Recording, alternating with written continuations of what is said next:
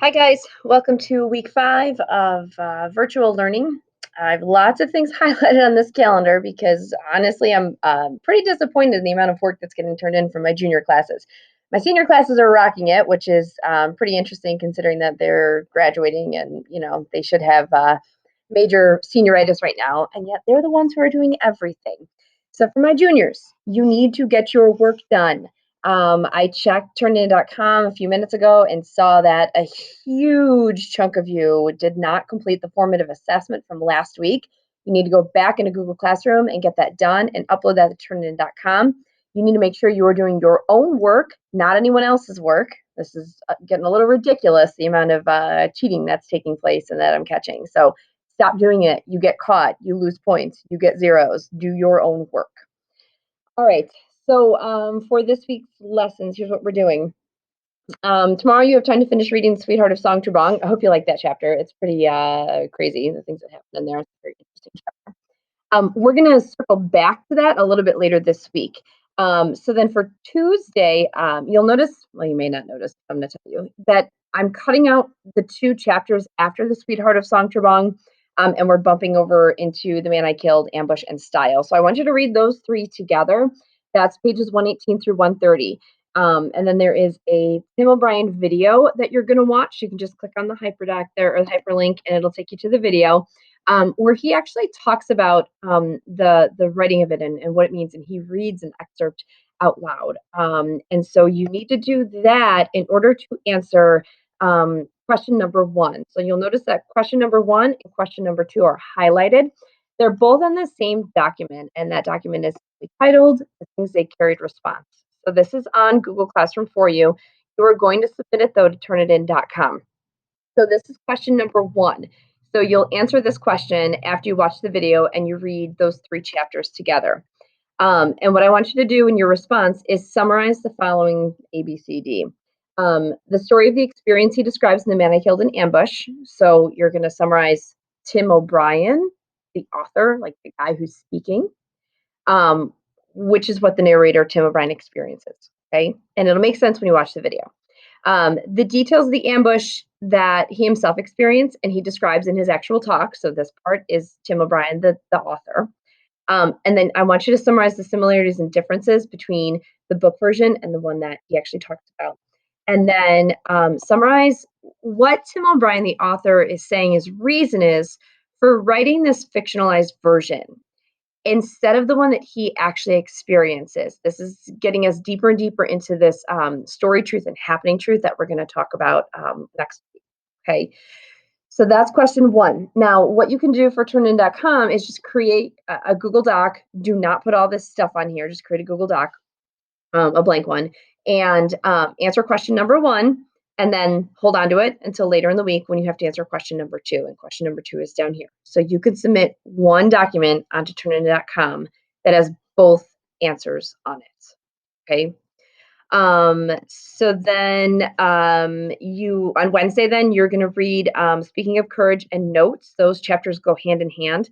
Oh, actually, I think just a little bit. I think you're doing just Speaking of Courage, and then you'll do notes the next day. I think I tried to break it up for you there, so I'll double check into the calendar as needed. But regardless, between Wednesday and Thursday, you're reading Speaking of Courage and Notes.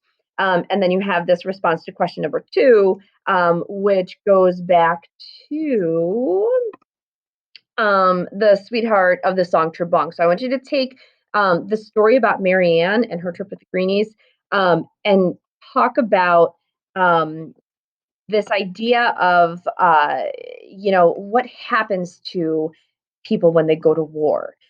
So in The Sweetheart of Song Trebong, Tim O'Brien writes, in a sense, she never returned, not entirely, not all of her. So discuss that statement and then how does this relate to truth of war in general? And I want you to combine that with Norman Boker's story in Speaking of Courage and Notes. So sorry. And notes. So give me 2 specific quotes or paraphrases from Sweetheart of Song Trebong, Speaking of Courage, and Notes.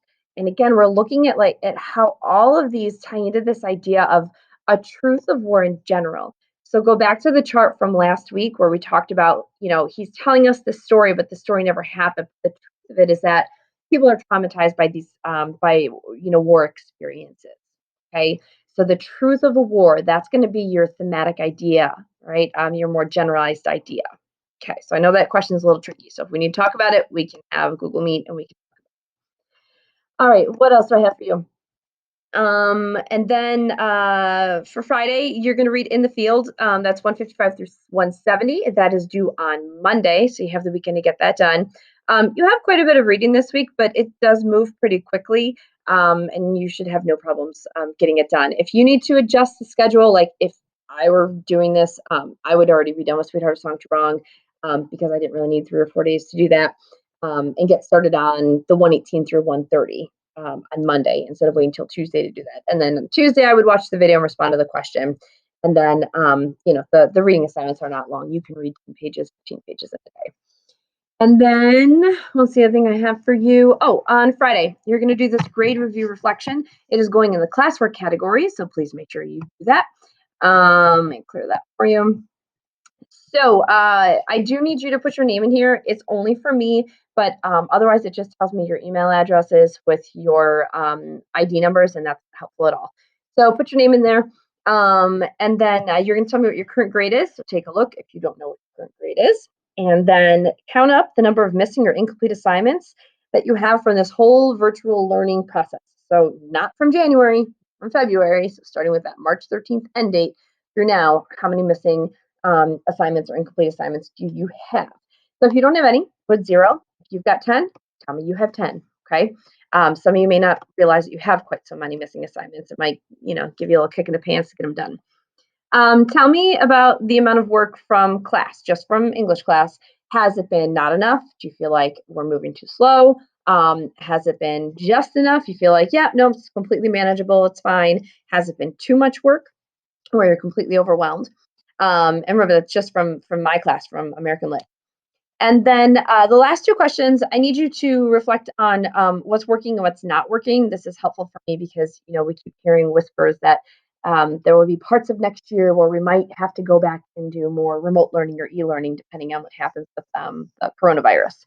So if you could let me know something that would benefit students. So if there is something happening in another class that was really helpful and you think that I should have been doing that, or you think that your other classes should be doing that too, please let me know.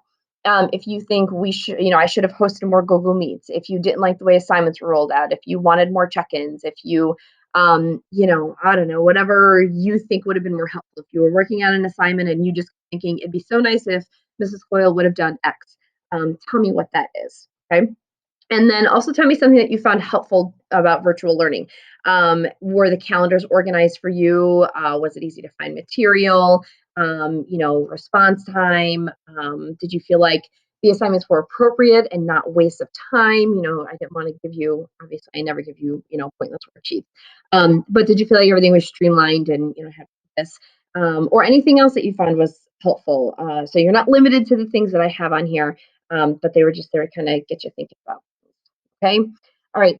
Most important, get your work done. Like I said at the beginning of this, I don't understand why I only have, like a quarter of you turning in your formative assessment. That is going in your assessment category. So you want to make sure you get that done before those grades drop. And yes, grades can drop. All right. I think that's it for now. So I hope you go outside and enjoy the beautiful weather, and I will catch you guys later.